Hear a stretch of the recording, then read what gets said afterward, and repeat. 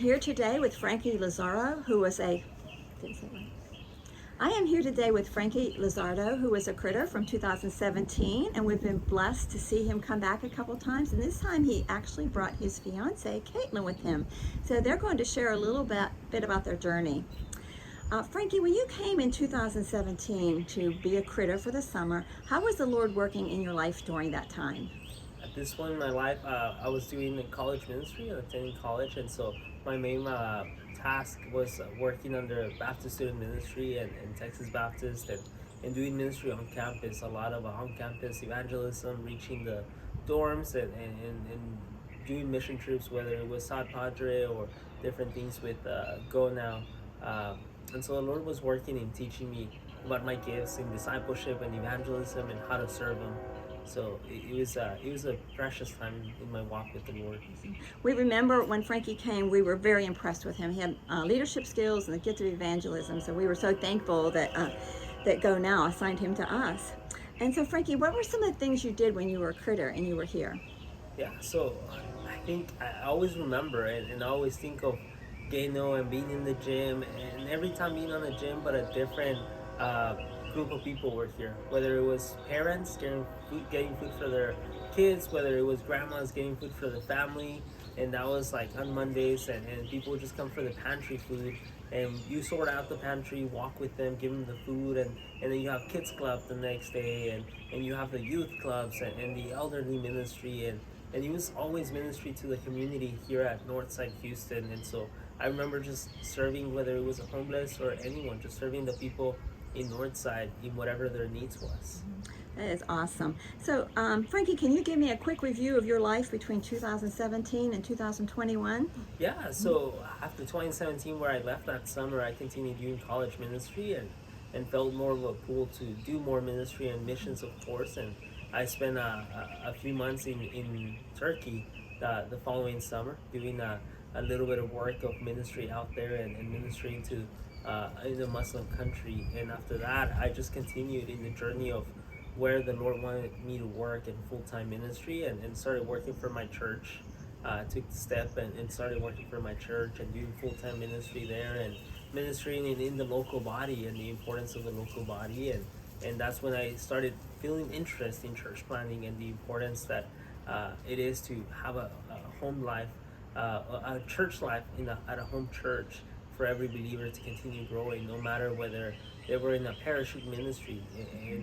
And so I started working at my church and got hired later on as the director for the young adults. And so I was doing a lot of that work until 2021. That's awesome. So, in 2021, you blessed mission centers by bringing a group to us. Could you share that, please? Yeah, so at this time in 2021, had probably been like a few months, if not like a little less than a year in my position as director. And my whole vision for the group was transforming it from a Sunday school class to a ministry. And so one of the biggest things about that was not only discipleship and evangelism, which were my gifts, and teaching the group about those gifts and how we can use them, but it was also on missions. It's been a great part of my walk with the Lord and teaching them how missions really exposes you to see the people of God and see the need for people that even in the United States, there's a lot of people that don't know God, even though there's churches on every corner. There's a lot of lost people and people that are lost because they don't just need to hear someone that God loves them, but they need someone to go out and express it to them and share the gospel and live the gospel to them as they're preaching it and meet their needs. And so when we brought that group, I wanted them to serve at the place where I really learned to like serve out not only with words but with deeds and serve with open arms and serving whatever you ever needed, whether it was cleaning the bathroom or it was preparing bags and really see the importance for the kingdom that it can have a huge importance whether you're packing just food into a bag for a family that probably needs it a lot and you don't know the importance. And so that's when I saw that God meets those needs. Well, we had a blessed time with Coronado Baptist Church. They were an adult group, and they did so much for our ministry, and it was truly a joy to get to serve with them. Not only did they come here to serve, but you also came here to minister to the staff. So we were blessed through that. So when we found out that you were coming back in 2023 with a youth group, we were so excited about that. And how has your week been here with the youth group from your church? Oh, it's been tremendous. I think seeing a different age group at our church and seeing the importance that our church has for missions, not only in the way they allocate their funds and their budget, but in the way they support missionaries with their budget for full-time missionaries overseas and full-time missionaries everywhere. But then they also care for the people in middle school and high school doing missions, exposing them to missions early on so that they know that it's command for us to go in Matthew 28:19 that is for everyone, for us to go and make disciples, and how that looks. And so bringing the youth, it's been good to see them serve, see their gifts, see where they're at with the Lord, and better instruct them based on their giftings and their maturity of, all right, let's serve the Lord in this level, and you guys are very gifted in this. Let's show Gano how we can love them, and Mission Centers of Houston a little different than their young adults, but still, it's still the same body, and it's still the same.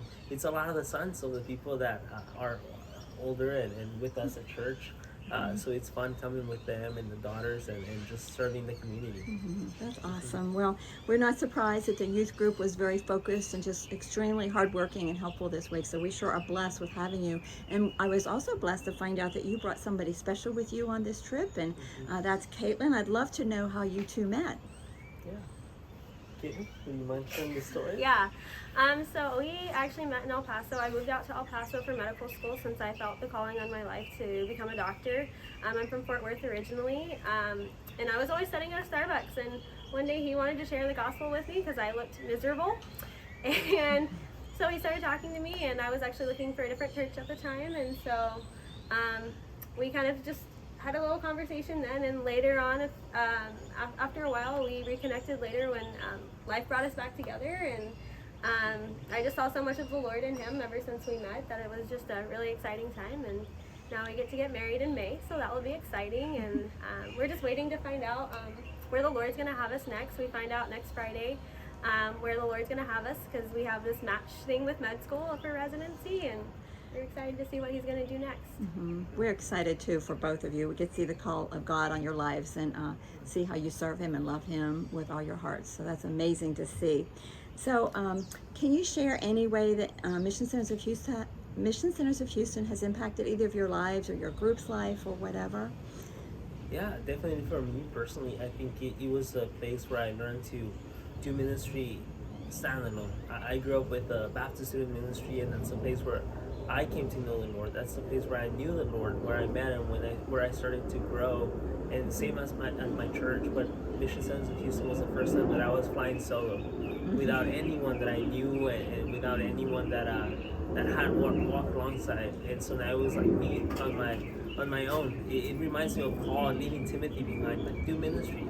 And so it was that my first time of, all right, if I don't have those same people that are like discipling me and putting that discipline into my life, can I still walk this walk? And it was a place where I made it my own, where I really started walking on my own, serving on my own, following the Lord on my own, and so it really made the impact of showing me the gifts that the Lord had given me and how I was able to do it and really see the way that I could bless others and really bless the body and do my part in the body of Christ.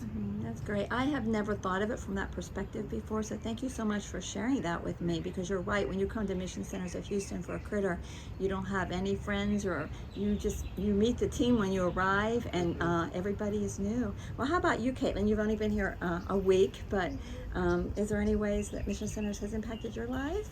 I think it's really challenged me to think about when I go back home how I can continue to live this out, and maybe not exactly through the same mission center, but even every day of my life, how can I interact and serve just a whole range of people. I think that's what stood out to me about this mission center is just they serve everyone from, like, I think the youngest is kindergarten-ish age to like the elderly, and how important every stage of life really needs to hear the gospel and be cared for, because we all have different stages of life and different points where people need to be met at, and I just really appreciated this week being able to interact with such a wide variety of people that I just am very challenged of, even when I'm walking on the streets, of just interacting with those people, trying to share the gospel with those people, trying to share love, and just everything the Lord's done for me in my life with these people, just because of you never know their stories behind them. And it's been great this week just getting to sit down and talk with people and learning their stories, learning where they came from and how they came to know the Lord, or know where they're struggling with, and maybe they don't know the Lord yet, but just being able to sit there and pray with them and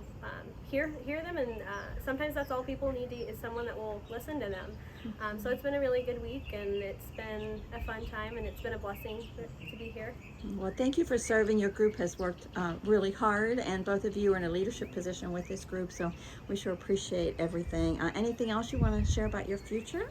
Which I know you're not really sure where you're going yet, but anything else? I think it's like a new step in my faith now that it really will be with my future wife and us working together and trusting the Lord, and the same as when I came to Mission Centers of Houston. You know, it was about discerning where the Lord was calling me, and really being able to speak to my mentor, speak to Go Now when they send me. Oh, I'm sure the Lord is calling me to Mission Centers of Houston, and I won't be convinced otherwise. I think the people of Houston need the gospel as much as people overseas, and I sense the calling. Now I think instead of being so assured of where the Lord was calling me, now it's we don't know where the Lord is calling us. And so once we hear where she gets matched, both of us trust that the Lord will have us there for a reason, and we'll start searching Him of why He sent us to whatever city in Texas He assigns us to, and where does He want us to serve.